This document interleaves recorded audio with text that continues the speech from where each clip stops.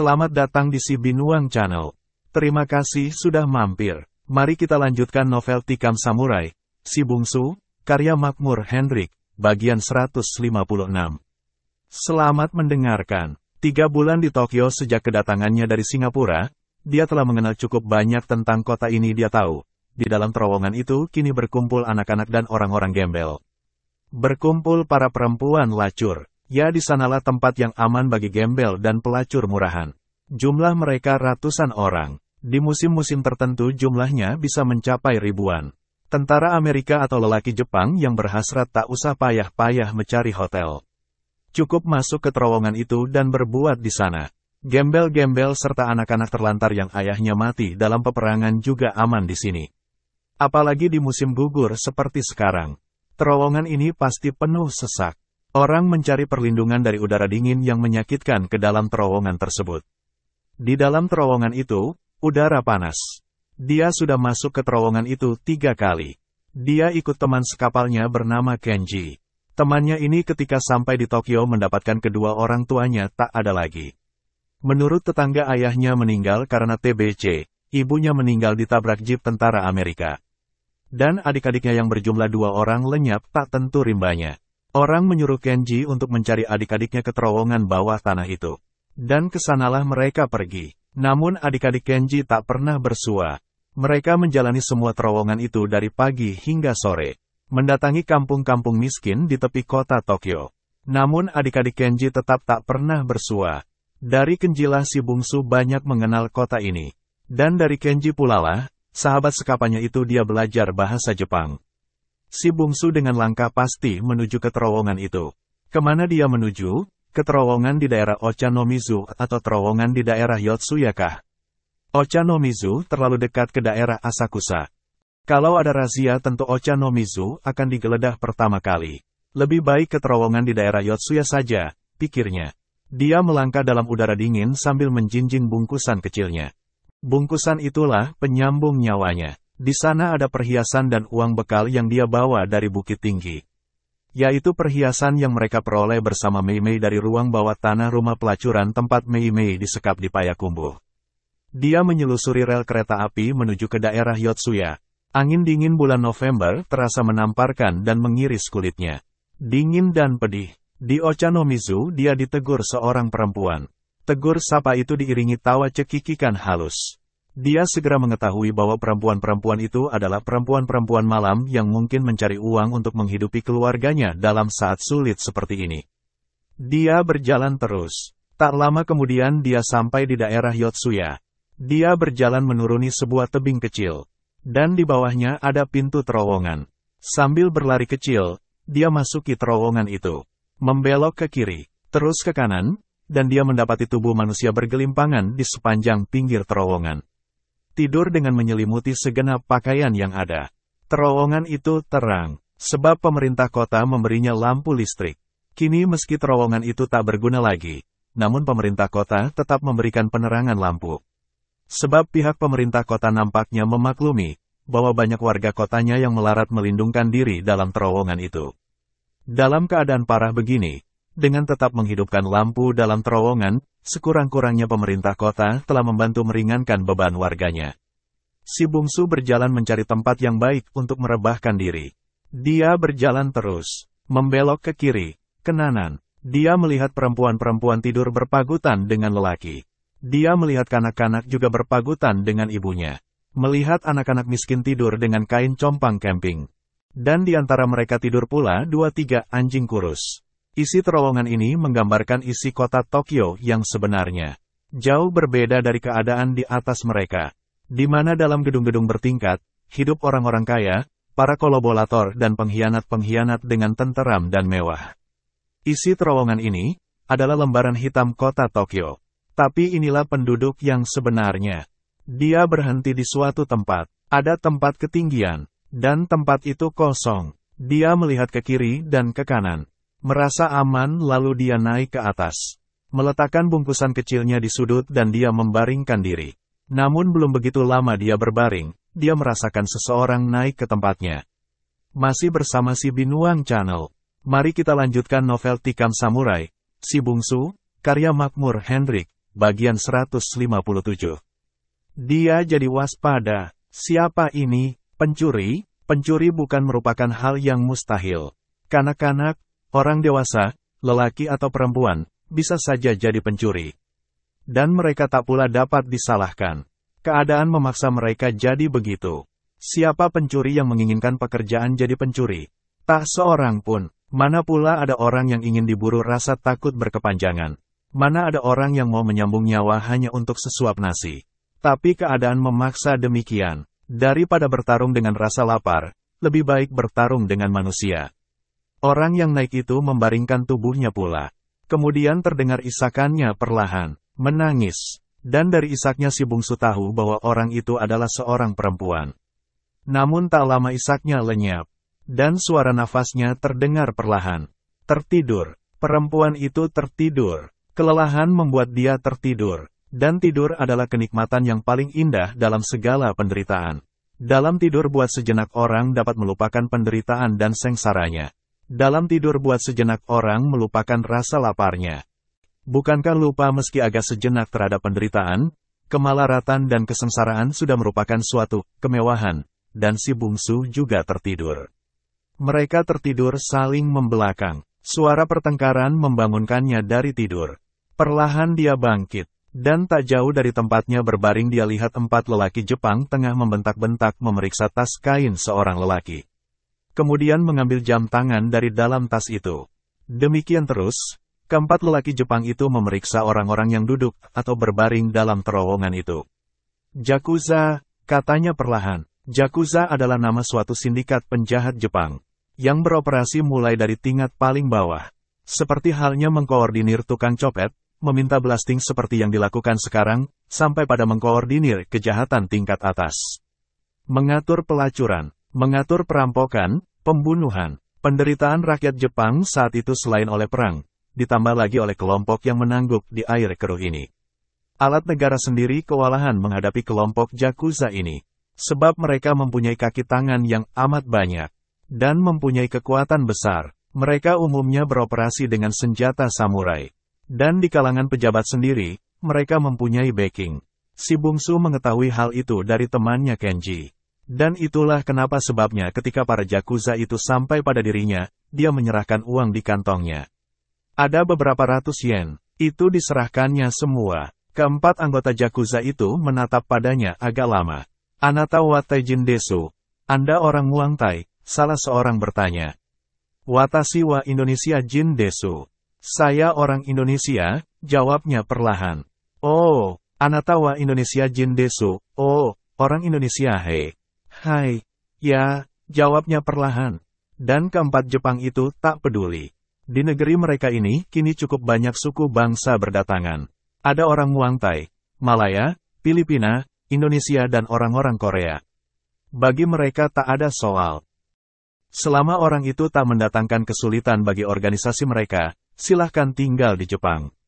Tapi sekali orang itu salah jalan, artinya berbuat tak baik menurut ukuran kelompok Yakuza, maka mereka tidak hanya sekedar diburu, tapi juga dibunuh. Anohito wa der desuka. Siapa ini? Tanya anggota Yakuza itu sambil menunjuk tubuh yang berbaring di sisi si bungsu. Dan untuk pertama kalinya si bungsu menyadari bahwa tubuh ini datang ketika dia telah berbaring. Dan sejak saat itu, dia tak mengetahui dan tak peduli padanya. Mereka tidur saling membelakang. Kini pun tubuh itu tidur membelakang padanya dengan kepala tertutup kain. Saya tidak tahu. Kembali keempat lelaki itu menatapnya. Anata wa Nippon go Hanasukoto ga dekimasuka? Apakah Anda bisa bicara dalam bahasa Jepang? Tanya lelaki yang nampaknya menjadi pemimpin di antara yang berempat itu. Hai, bisa sedikit, jawabnya. Nah, bangunkan dia. Dia harus bayar pajak, lelaki itu berkata sambil menunjuk pada tubuh yang tidur itu. Masih bersama si Binuang Channel. Mari kita lanjutkan novel Tikam Samurai, Si Bungsu, karya Makmur Hendrik, bagian 158. Maaf, saya tak mengenalnya. Dia datang ketika saya sedang tidur. Bangunkan dia, suara Jepang itu memerintah. Si bungsu tak mau cari perkara. Dia sudah berniat membangunkan orang itu ketika tubuh tersebut bergerak dan bangkit duduk. Dan mereka semua, termasuk si bungsu jadi tertegun. Orang itu ternyata seorang gadis. Dia pastilah gadis yang cantik sekali.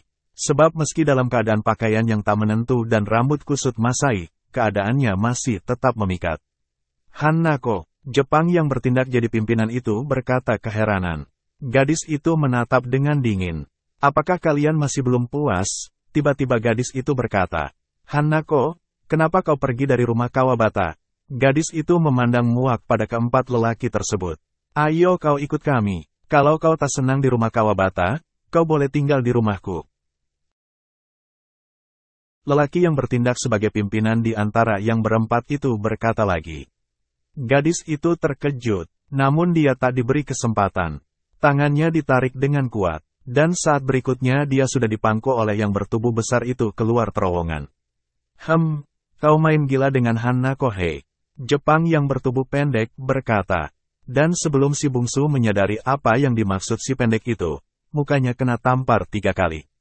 Dan ketiga Jepang itu menyusul pimpinannya yang memangku Hanako.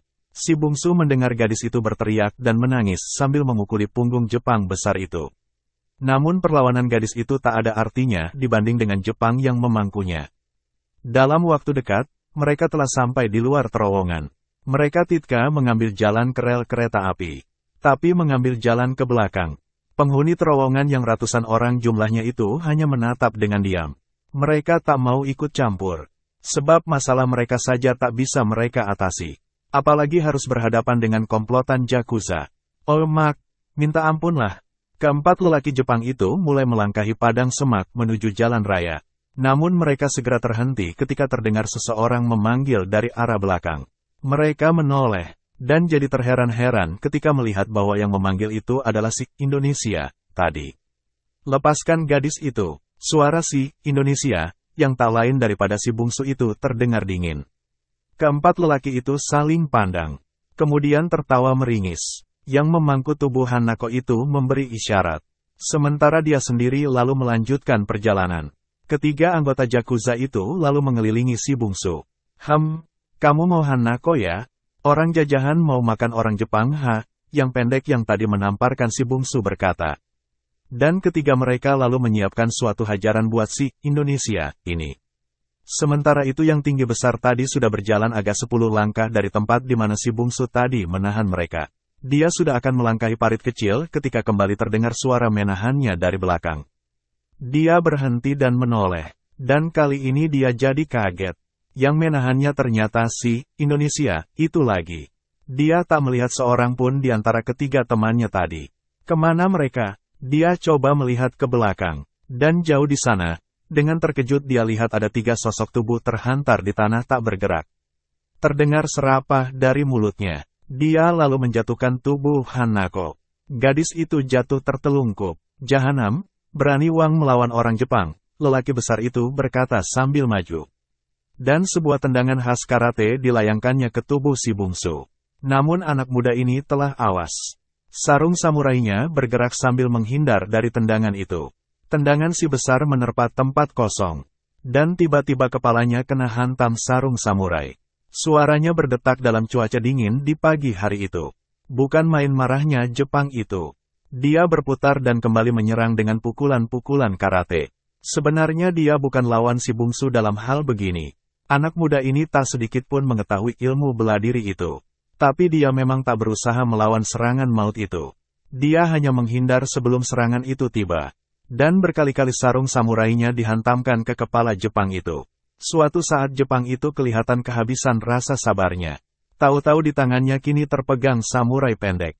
Kubunuh kau, desisnya sambil menyerang dengan kecepatan kilat dengan samurainya yang tersohor itu. Yakuza adalah kelompok bandit yang mahir dengan samurai. Tapi kali ini, Jepang itu ketemu lawan yang tak pernah dia mimpikan untuk bertemu. Begitu dia mengayunkan taman di tengah kota samurainya, saat itu pula sebaris cahaya putih menyilang dada, perut dan lehernya. Amat cepat, amat luar biasa, amat tak pernah terbayangkan, dan Jepang itu rubuh dengan perut, dada dan leher robek menyemburkan darah. Mati, dan hanya 1/10 detik setelah itu. Si bungsu telah menyarungkan kembali samurainya. Ini adalah kali kedua dia mempergunakan samurainya sejak datang di Tokyo 3 bulan yang lalu. Malam tadi yang pertama ketika dia membunuh 3 tentara Amerika di penginapan Asakusa. Angin bertiup perlahan. Dia menatap gadis itu. Dan gadis yang bernama Hanako itu juga menatapnya. Arigato, arigato, domo arigato gozaimasu. Terima kasih banyak, gadis itu berkata di antara air matanya yang mengalir turun. Nakanait kudasai, jangan menangis, katanya perlahan membujuk gadis itu. Tapi gadis itu makin menangis. Dia memegang tangannya, kemudian membawanya masuk kembali ke terowongan dari mana mereka tadi datang. Tenang, jangan menangis, engkau telah selamat dari mereka. Masih bersama si Binuang Channel. Mari kita lanjutkan novel Tikam Samurai, Si Bungsu, karya Makmur Hendrik, bagian 159. Terima kasih, Anda telah menyelamatkan nyawa saya. Mereka sangat kejam. Mereka bukan manusia, mereka. Tenanglah, dan gadis itu menangis di pundaknya dalam terowongan itu. Lama gadis itu menangis, sampai akhirnya dia tenang, dan si bungsu teringat bahwa mereka belum makan apa-apa sejak pagi. Dia membawa gadis itu keluar terowongan, ke arah yang berlawanan dari yang ditempuh keempat Yakuza tadi. Mereka akan mencari orang yang membunuh temannya. Gadis itu berkata perlahan ketika mereka duduk dalam sebuah warung kecil di pinggir jalan. Mereka takkan menyangka saya yang membunuhnya. Mereka pasti menduga ada perkelahian sesama orang Jepang, si bungsu berkata tenang. Hanako menatapnya. Mari kita makan. Nani ninasai masuka, mau pesan apa? Tanyanya. Gadis itu menatapnya. Anda fasih berbahasa Jepang. Tidak, saya belajar sedikit dari seorang teman. Nah, saya pesan sukiyaki, Anda pesan apa? Watashi wa tempura desu. Saya pesan tempura, jawab gadis itu dengan senyum di bibirnya. Si bungsu lalu memesan kedua jenis makanan tersebut. Sukiyaki yang dia pesan adalah makanan yang terdiri dari daging, sayur dan kacang yang direbus. Sementara tempura yang dipesan Hanako adalah makanan yang terdiri dari goreng udang, ayam, ikan yang dicampur tepung terigu dan sayuran. Sukiyaki terutama dimakan orang di musim dingin seperti sekarang. Si bungsu teringat pada gadis yang malam tadi di hotelnya di Asakusa. Kemana gadis itu kini? Malam tadi dia tak sempat menanyai dan menolong gadis itu lebih lanjut. Dia buru-buru menyelamatkan diri. Gadis itu kini tentulah diinterogasi oleh polisi militer tentara Amerika. Menanyakan siapa yang telah membunuh kedua serdadu Amerika itu. Sumimasen, Anatawa Indonesia Jindesu. Maaf. Apakah Anda orang Indonesia? Tiba-tiba dia dikejutkan oleh pertanyaan gadis itu. Hai, watashi wa Indonesia Jindesu. Ya, saya orang Indonesia, jawabnya. Sudah berapa lama di Jepang? Baru 3 bulan, di sini tinggal sendiri. Ya, dan pembicaraan mereka terputus tak kala makanan yang mereka pesan diletakkan di atas meja. Mereka makan dengan lahap. Selesai makan, si bungsu membayar makanan tersebut. Dan mereka lalu keluar dari kedai kecil itu. Anata no uchi wa doko ni arimasuka, rumah Anda di mana? Tanyanya pada Hanako. Gadis itu menunduk lemah. Saya tak punya rumah, tak punya orang tua, jawabnya lirih. Jangan sedih, mari kita pergi. Si bungsu cepat memutuskan kesedihan gadis itu. Saya belum tahu nama Anda. Nama saya Hanako, gadis itu berkata sambil bergegas mengikuti langkahnya. Hanako, Ham itu artinya bunga dalam bahasa Jepang bukan? Hai, tapi siapa nama Anda? Bungsu, bungsu. Hai, apakah itu nama bunga atau benda lain? Tidak, saya anak yang paling kecil dalam keluarga saya. Dan anak yang paling kecil di kampung saya disebut bungsu. Mereka berjalan menyelusuri jalan raya tanpa tujuan. Menjelang tengah hari, mereka berhenti di Taman Korakuen. Korakuen adalah sebuah taman di tengah kota. Pohon-pohon dan bunga-bunga sudah gundul. Mereka duduk di kursi kayu. Sedikit cahaya matahari di musim gugur ini membuat suasana cukup hangat. Puluhan lelaki dan perempuan kelihatan duduk atau berjalan di taman itu. Ada yang duduk membaca, ada yang merajut sambil makan roti goreng. Sambil duduk, Hanako menceritakan betapa dia melarikan diri dari Kawabata, yaitu salah seorang anggota Yakuza di daerah Shinjuku, suatu daerah di pinggir barat Tokyo. Dia teringat ke dalam perlakuan yang tak senonoh tak kala dia berusaha mencari makanan bagi adiknya. Kawabata yang baik itu membawanya ke rumahnya. Masih bersama si Binuang Channel. Mari kita lanjutkan novel Tikam Samurai, Si Bungsu, karya Makmur Hendrik, bagian 160. Tapi di rumah itu yang dia terima bukan makanan, melainkan obat bius yang membuat dia tertidur. Dan begitu dia sadar dari bius, dia mendapati dirinya sudah tak suci lagi.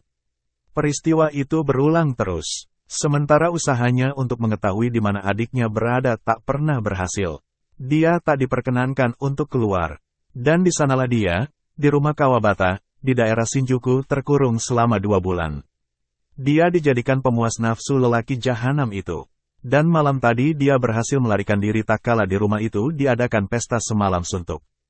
Dikala isi rumah sedang mabuk kepayang, ada yang bergumul dengan perempuan-perempuan dalam kamar. Hanako mempergunakan kesempatan itu untuk kabur.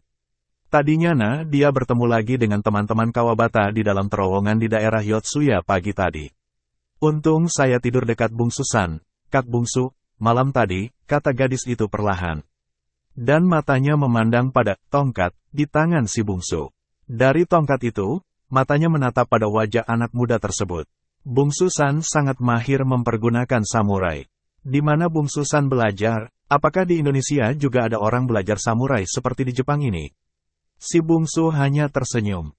Dia sudah akan bercerita ketika dari jauh dia lihat seseorang bersama 2 kanak-kanak lelaki. Tunggu sebentar di sini, katanya sambil berdiri dari duduk. Kenji-san, himbaunya, lelaki yang dia panggil itu menoleh. Bungsu San, balasnya, dan mereka saling berlarian melintas padang rumput. Kemudian saling peluk. Bungsu San, saya telah temukan adik lelaki saya. Ini dia. Kenji dengan terharu memperkenalkan kanak-kanak itu pada bungsu. Kanak-kanak itu membungkuk memberi hormat padanya. Si bungsu jadi terharu. Syukurlah kalian telah berkumpul. Bagaimana dengan adikmu yang besar? Kenji menarik nafas berat. Wajahnya amat berduka. Saya tak tahu bagaimana nasibnya Bungsu San. Barangkali dia telah jadi korban keganasan lelaki. Negeri ini telah berubah jadi neraka.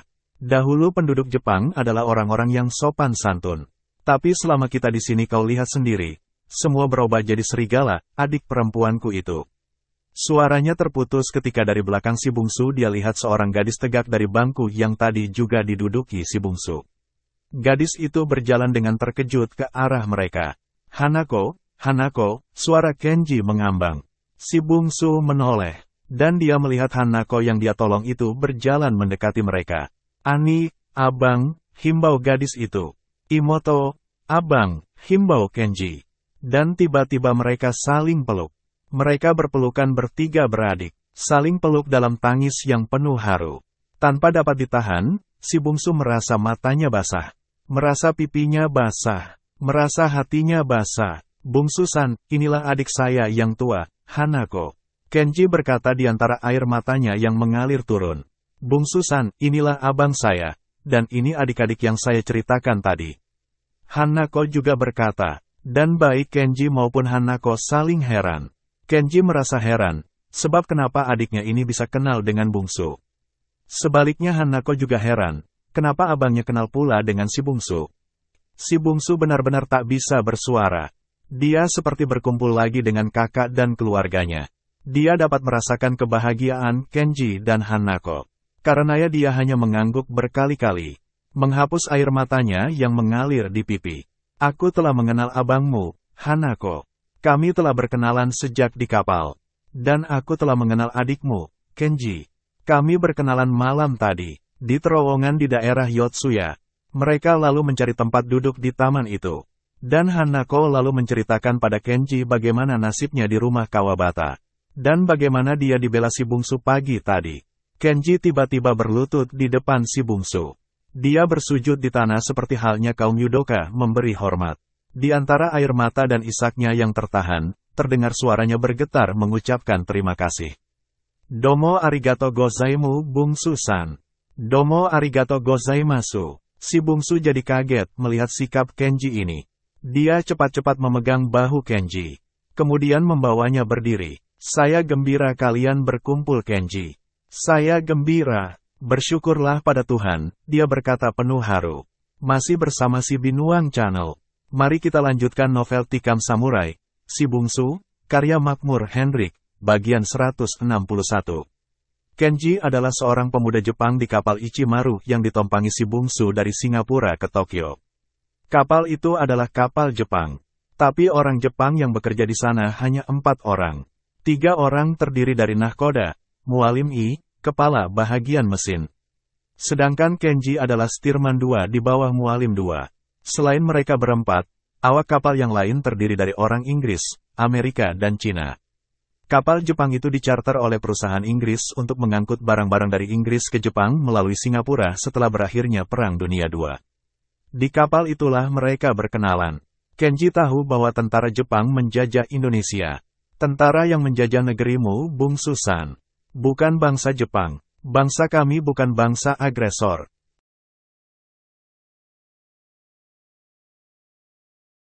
Saya berani bertaruh. Semua penduduk sipil Jepang tak setuju dengan ekspansi tentara Jepang ke negeri-negeri Asia. Tapi penduduk sipil tak punya daya apa-apa bila bedil dan mesiu telah berbunyi. Demikian Kenji pernah ngomong di suatu saat di kapal pada si bungsu. Dia termasuk pemuda-pemuda Jepang yang secara diam-diam menentang penjajahan yang dilakukan pihak militer. Si bungsu hanya menarik nafas panjang.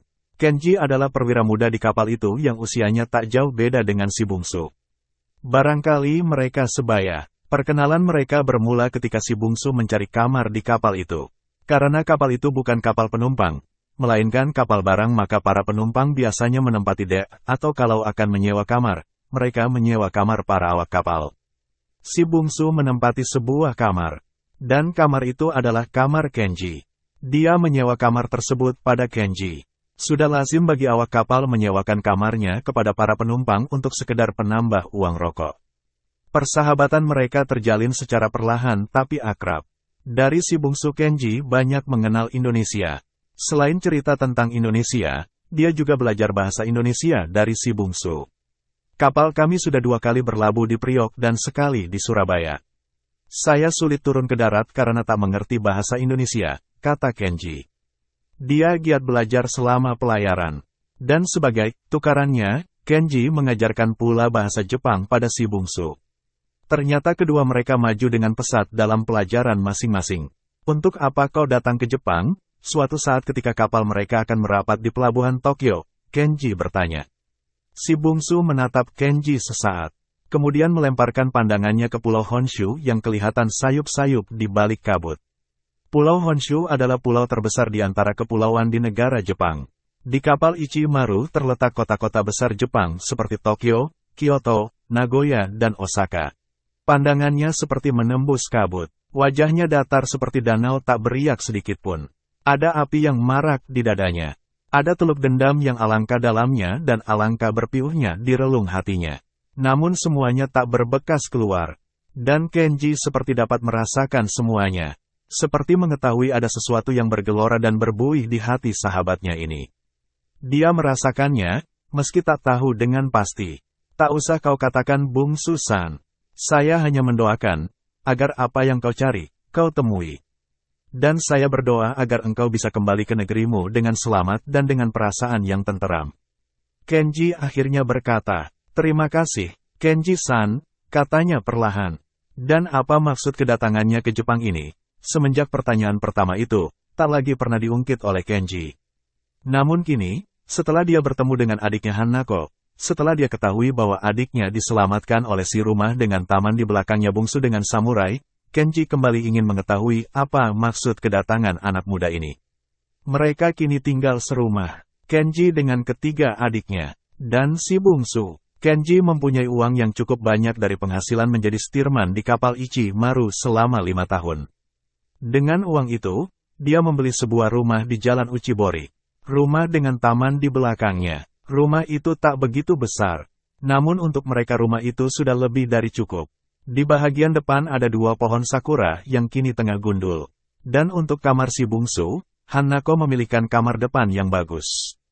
Namun si bungsu meminta kamar yang di belakang. Soal kamar ini sempat membuat Hanako jadi merajuk. Soalnya dia telah memilihkan 2 kamar terbaik untuk kedua pemuda itu.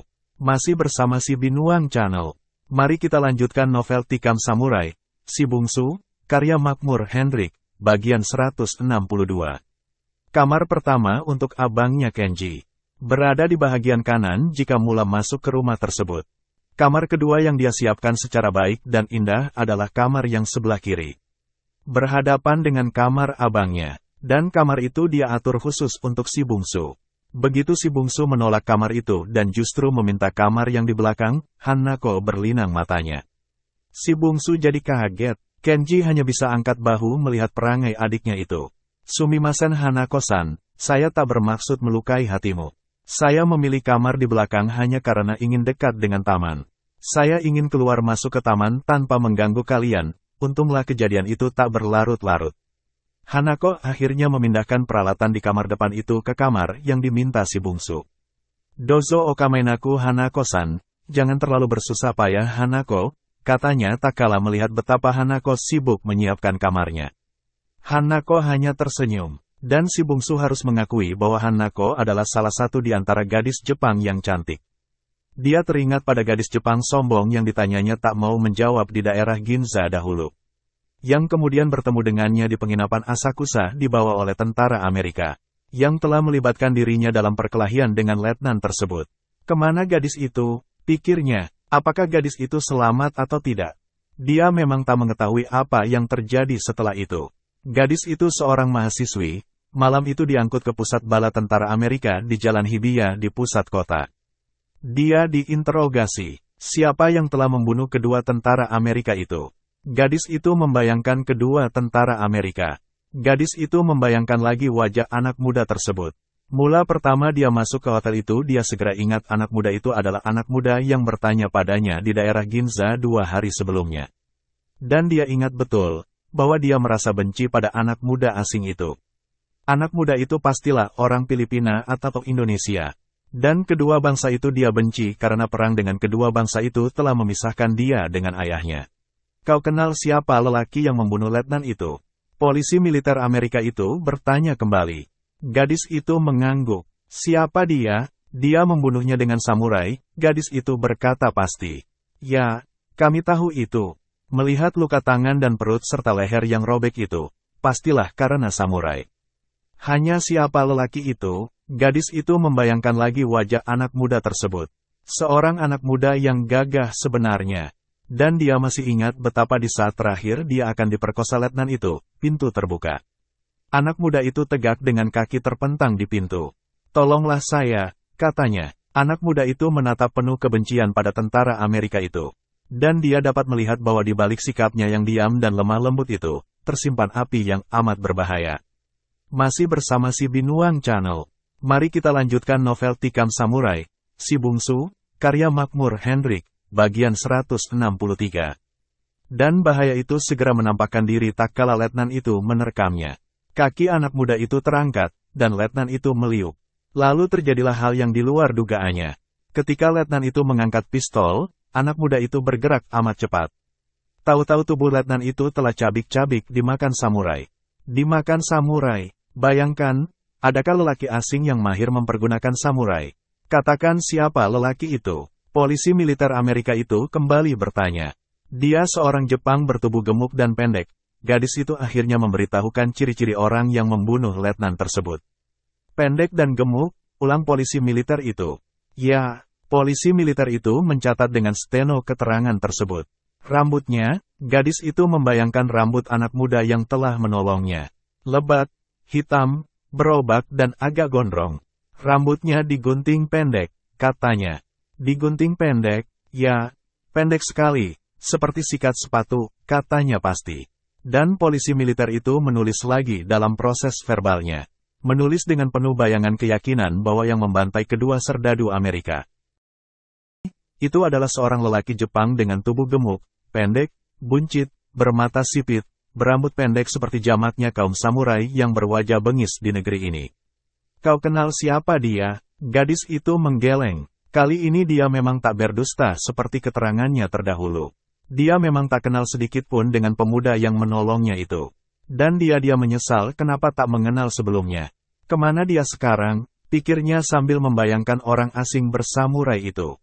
Waktu Nona masuk, ada seorang anak muda asing di kamar itu. Nah, waktu kejadian ini di mana dia? Gadis itu berdebar. Dia khawatir kalau anak muda itu tertangkap karena keterangannya. Saya tak tahu di mana dia. Tapi menurut hemat saya dia melarikan diri begitu mendengar tembakan. Ya, Cocok dengan keterangan pemilik penginapan. Anak muda itu pasti telah melarikan diri karena takut. Dan pemeriksaan terhadap gadis itu berakhir. Dia dilepas. Dan gadis itu kembali menjalani tempat di mana dia pernah bertemu dengan anak muda itu. Dia berharap bisa bertemu untuk mengucapkan terima kasih. Untuk mengucapkan maaf karena tak mengacuhkan pertanyaannya ketika di Ginza Dori itu. Namun mencari seorang lelaki di antara jutaan manusia di kota Tokyo bukanlah suatu pekerjaan enteng. Dia sia-sia mencarinya. Di salah satu rumah di Uchibori Dori, di malam yang sepi, seseorang kelihatan duduk di batu lajah di taman belakang. Musim gugur di bulan-bulan Kugatsu, Jugatsu dan Juichigatsu, September, Oktober dan November, telah berlalu. Kini negeri Jepang memasuki musim dingin di bulan Junigatsu, Desember. Salju sudah menyelimuti bumi. Musim dingin bersalju ini akan berakhir pada bulan Februari. Makin lama udara makin dingin menusuk. Semua orang mengenakan pakaian tebal yang terbuat dari bulu atau wool. Atau memakai kimono yang berlapis. Bagi pendatang baru ke negeri ini, musim gugur dan musim dingin adalah musim yang paling menyiksa.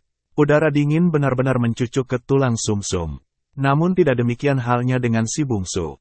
Kelaparan, pembantaian, udara dingin dan maut, dia telah melewatinya semua. Pembantaian mana yang tidak dia alami selama di kampungnya? Bukankah tubuhnya penuh rajahan bekas dibantai Saburo ketika dia coba melarikan diri dari kampungnya sesaat setelah keluarganya dibantai perwira itu? Bukankah jari jemarinya dan tubuhnya juga dicencang oleh Kempetai di dalam terowongan rahasia di bawah bukit tinggi ketika dia ditangkap bersama seorang pejuang bawah tanah di kota itu? Kelaparan dan udara dingin mana pula yang tak dia rasakan ketika bertarak di Gunung Sago dahulu? Memang tak ada salju di sana. Tapi dinginnya udara bila musim hujan atau malam hari, lebih parah daripada selusin musim salju. Apalagi keadaannya waktu itu dalam sakit parah. Dan saat itu bukankah dia juga harus mempertahankan hidupnya dari dicabik-cabik binatang buas yang berkuasa mutlak di gunung yang tak pernah dijamah manusia itu? Ternyata dia turun dari gunung itu dalam keadaan hidup. Justru itulah musim dingin di Jepang ini tak ada pengaruh terhadap dirinya. Selain dirinya telah terlatih hidup dalam kesulitan yang paling parah sekalipun, dia juga menguasai ilmu pernafasan silat tuo yang diajarkan ayahnya dahulu. Dia memang tak mengerti silat, tapi cara pernafasannya dia kuasai setelah berlatih sendiri di Gunung Sago. Dia berlatih dengan mengingat-ingat petunjuk ayahnya dahulu. Berkat keras hati, dia ternyata berhasil. Dan ilmu pernafasan itu ternyata sangat membantu dalam cuaca dingin begini.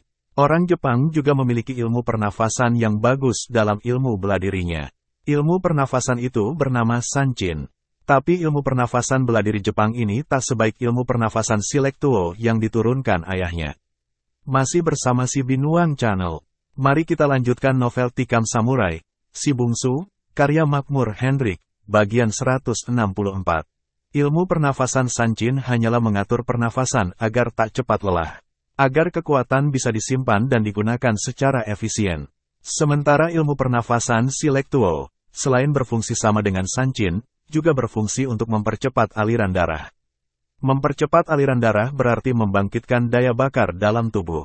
Membangkitkan daya bakar dalam tubuh berarti suatu pemanasan dari dalam.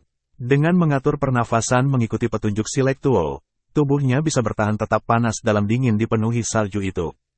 Dan kini di musim dingin bersalju ini, di malam yang sepi, dia duduk diam mematung di atas batu lajah di belakang rumah. Duduk dengan dada telanjang, memejamkan mata, membusungkan dada. Menghirup nafas panjang sekali, lagi dan lagi, sampai dadanya menggelembung dipenuhi udara. Kemudian dia keluarkan sedikit demi sedikit. Dia tahan separoh. Dia tarik lagi penuh-penuh. Demikian dia lakukan dengan teratur dan dengan tekun. Dan tubuhnya berpeluh. Tubuh atasnya yang telanjang berpeluh dalam siraman gerimis salju. Dan perlahan kelihatan asap tipis mengepul dari tubuhnya. Asap tipis yang berasal dari salju yang menguap begitu menyentuh tubuhnya yang berpeluh. Benar-benar latihan pernafasan yang amat sempurna. Tanpa dia sadari, ada dua pasang mata yang diam-diam memperhatikan latihannya di tengah malam buta itu. Yang pertama adalah mata Kenji. Pemuda ini makin hari makin ingin tahu, untuk apa si bungsu datang ke negerinya. Dia merasa ada seseorang yang dicari anak muda itu. Seseorang yang ingin dia temui untuk bunuh. Dia melihat dendam yang alangkah dahsyatnya terpendam di balik matanya yang tenang dan sayu. Anak muda ini datang untuk membalas dendam. Dan pastilah dendam terhadap seorang tentara Jepang yang telah mencelakai keluarganya. Demikian pikiran Kenji terhadap sahabatnya ini. Dia sudah merasa bersaudara dengan orang Indonesia yang satu ini. Dan dia merasa kagum akan ketahanan tubuh dan latihan khas yang dilakukan anak muda itu. Diam-diam dia memperhatikan terus latihan si bungsu dari kamarnya. Orang kedua yang memperhatikannya adalah Hanako, adik Kenji. Gadis ini mata berhutang budi pada pertolongan yang diberikan si bungsu. Dan tanpa dapat dia cegah, diam-diam dia harus tunduk pada takdir, bahwa dia mencintai pemuda asing ini. Sikapnya yang pendiam, sikapnya yang jujur, rendah hati dan lemah lembut membuat hati Hanako benar-benar terpaut. Namun dia adalah gadis Jepang yang umumnya amat pemalu. Amat menjunjung rasa kesopanan. Gadis-gadis Jepang tak begitu saja mau menunjukkan rasa sayang pada lelaki. Dan keadaan dirinya yang tak lagi suci menyebabkan gadis ini tahu diri. Dia tahu setiap lelaki menginginkan kesucian calon istrinya. Dan Hanako akhirnya hanya bisa menghapus air mata jika teringat betapa dirinya telah ternoda berkali-kali oleh Jahanam Kawabata, anggota Yakuza terkutuk itu. Kawabata, lelaki Jahanam anggota Yakuza itu ternyata memang tak pernah melupakan Hanako. Gadis cantik itu sangat merangsang birahinya. Dan sejak gadis itu melarikan diri dari rumahnya, dia telah menyebar beberapa anak buahnya untuk mencari jejak gadis tersebut. Dan bagi Yakuza tak sulit mencari jejak seseorang di seluruh Jepang. Negeri ini berada dalam cengkeraman mereka. Mereka mempunyai jaringan di seluruh kota dan desa. Organisasi mereka benar-benar hebat, mengalahkan organisasi kepolisian Jepang. Itulah sebabnya dalam waktu yang tak begitu lama jejak Hanako segera diketahui. Mereka mengetahui bahwa Hanako tinggal bersama abangnya, bekas awak kapal Ichimaru, tinggal di sebuah rumah di Jalan Uchibori. Dan mereka lalu mematai-matai rumah itu. Siang itu si bungsu sedang duduk di beranda depan ketika dari seberang sana dia dengar suara-suara bentakan. Berkali-kali dan berulang-ulang, suara itu sudah beberapa hari ini dia dengar dan berasal dari sebuah gedung besar. Dia melihat banyak orang berdatangan, umumnya anak-anak muda. Tapi selain anak muda juga orang-orang tua. Hanako-san, Asoko ni naniga arimasuka, dik Hanako, di sana ada apa? Tanyanya pada Hanako sambil menunjuk ke rumah besar di seberang sana. Hanako menoleh ke arah yang ditunjuk si bungsu. Ke gedung besar jauh di seberang sana. Itu gedung Budokan. Budokan, ya, tempat apa itu? Di sana tempat orang-orang berlatih judo.